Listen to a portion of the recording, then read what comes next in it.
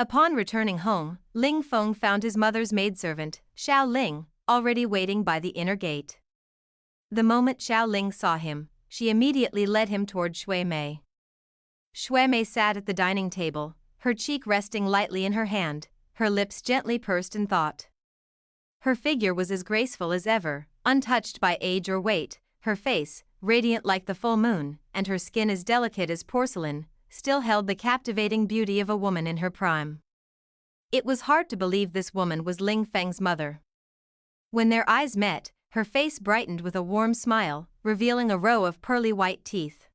Did you visit the Buddhist hall today, my son? Yes, Mother. Look, I found Chonner. My son, ever since you lost him, you've been like a soul without its body. I've been so worried for you. Now that he's back, you must not let it consume you. Don't let distractions like this spoil your future. I won't, Mother. At once, a maid brought a basin of water and green tea for him to wash his hands and rinse his mouth, while another presented a warm towel to wipe his face. Once attended to, Ling Feng took his seat beside Shui Mei. 4 maids entered in turn, each carrying a food box with a portable heater. They set out an array of delicacies from land and sea on the octagonal table. Ling Feng waited for his mother to pick up her chopsticks before he began his meal. Every dish was to his liking, and he ate with hearty appetite. Shui Mei, however, only took a small bowl of abalone soup, watching her son with quiet satisfaction, saying nothing. When he finished eating, she spoke. Fenger, you are no longer a child. It is time for you to marry. I never wanted you to marry so young, but I am growing old, and you are my only son. Our family has some wealth, after all, and it needs to be inherited, expanded. You should take a wife, have children, and establish your own household. This is your duty.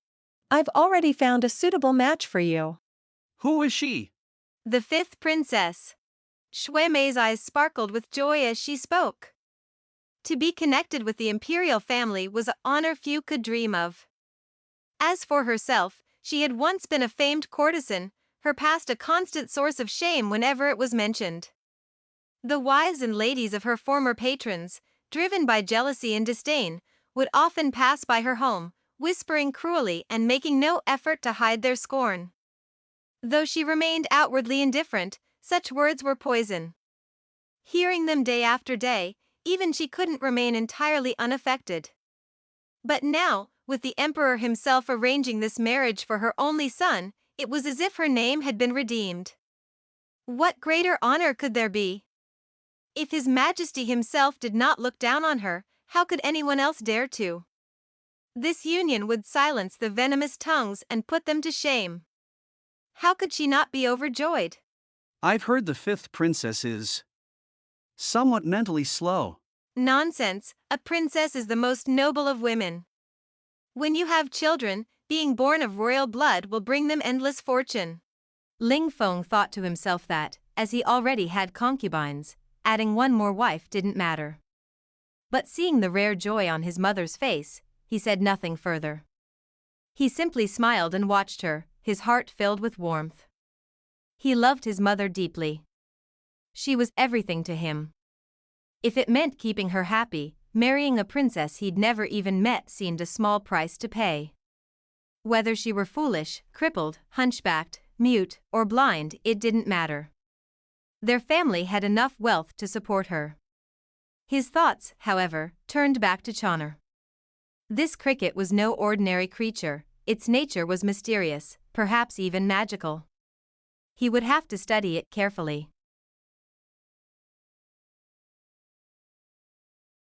During one of his incognito outings, the emperor encountered the famed courtesan Shui Mei. One night, he summoned her to his chamber, and from that moment, he was completely captivated. He wished to bring her into the palace, but was blocked by the Empress Dowager and several ministers who were aware of the situation. The emperor was in the prime of his life, naturally, he was moved by such beauty. But he was also a ruler of rare wisdom and discipline. He devoted himself tirelessly to state affairs, always reminding himself that personal desires should never overshadow the duty to govern. Thus, he arranged for Shui Mei to stay outside the palace, allowing her to continue managing her establishment. He would visit her occasionally for respite, but never let her influence his duties or the harem. He granted her full freedom, never questioning whether she entertained other clients. For a sovereign to treat a woman he once wished to bring into the inner palace with such respect, if it wasn't true affection, it was hard to explain. One day, the 18-year-old Crown Prince Liu overheard his grand tutor discussing the emperor's scandal with the madam of Tianxiang Pavilion. Unable to bear the injustice done to his neglected mother, he went directly to Tianxiang Pavilion after his lessons, accompanied by his retinue. It was the 15th day of the lunar month. Shui Mei had gone to Xiangshan Temple outside the capital to burn incense and had planned to stay overnight, praying for Ling Feng's well-being. She was not there. The acting matron, a seasoned woman, immediately sensed the danger upon seeing the crown prince. His brocade robes, jade sash, and distinguished bearing marked him as no ordinary noble youth. At his side stood Chang Wei, a first-rank imperial guard, whose very presence spoke volumes. Knowing a misstep could have dire consequences, she treated them with the utmost care. No matter how the crown prince tested her, she responded with composed politeness. She arranged for a refined young lady skilled in etiquette to accompany him, while strictly forbidding any improper behavior. The performances that followed were equally restrained: elegant music, noble poetry, and graceful melodies, all free of vulgarity. The atmosphere resembled a cultured salon rather than a brothel.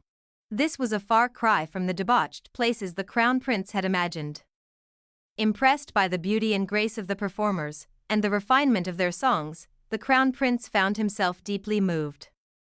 Later, they played drinking games.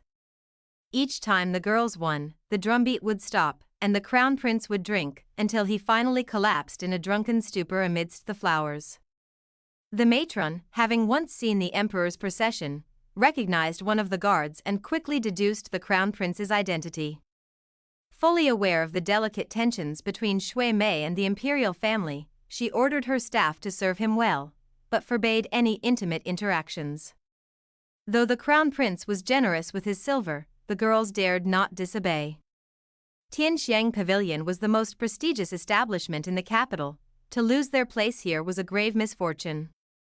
At dawn, the crown prince awoke. He quickly threw on his robe and stepped out quietly, leaving his attendants asleep. The once vibrant pavilion was now silent. He wandered into the back garden, looking for a secluded spot, and relieved himself by a willow tree. "You will ruin the lilies, they've just bloomed." Startled, the crown prince hurriedly adjusted his clothing. Through the morning mist, a figure in white slowly approached. She was breathtaking. Her expression, somewhere between a smile and a frown, her long black hair flowing like silk, and her robe as white as snow, made her look like an otherworldly being. She carried a basket of flowers and a small trowel, moving gracefully like a celestial spirit. For a moment, the crown prince wondered if he was dreaming. She glanced at the lilies, frowned slightly, and turned to leave. Ashamed, he followed after her. "I'm sorry, miss. I didn't see them clearly. I didn't mean to harm the flowers." Though such an apology was beneath his status, his natural ease, and his desire to remain near her, made him speak. She ignored him. When they reached the pond, she suddenly turned, pulling him down into a crouch and pressing a slender finger to her lips. She pointed to the water.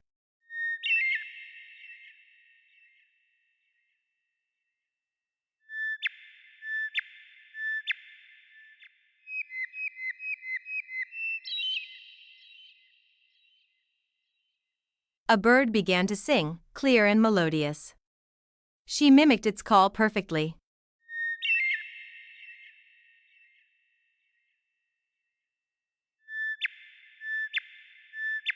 Soon, other birds joined in on 2, 3.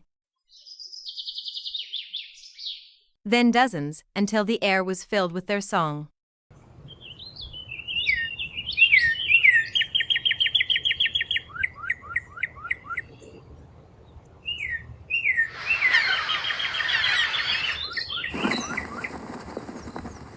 Satisfied, she sat next to him on the grass, occasionally joining in the melody.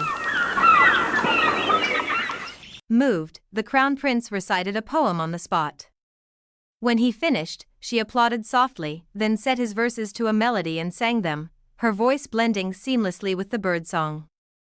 As she sang, she danced, light as drifting clouds.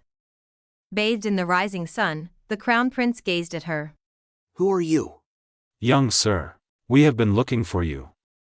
Please return to the mansion, do not linger here any longer. Suddenly, the loud voice of the crown prince's guard rang out from deep within the flower-lined path. The lady in white hurriedly stood up, picked up her flower basket and trowel, brushed off her robe, and whispered urgently, I don't want anyone else to see me. Don't tell anyone I was. With that, she vanished in the opposite direction. The crown prince called after her retreating figure. Where shall we meet again? You still haven't told me your name. Chang Wei, the crown prince's personal bodyguard of the first rank, rushed over. Seeing that the crown prince was unharmed, he breathed a sigh of relief. My lord, you have me in a terrible panic. I arrived too late to protect you. I deserve to die 1,000 deaths. Who were you speaking to just now? The crown prince waved his hand and pointed toward the pond. Startled by the voices, birds flapped their wings and scattered in all directions.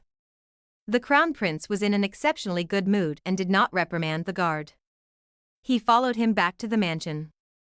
He had completely forgotten his original purpose, coming to Tianxiang Tower to vent his anger at Shui Mei. His mind was now filled only with the lady in white, her voice, her face, her smile.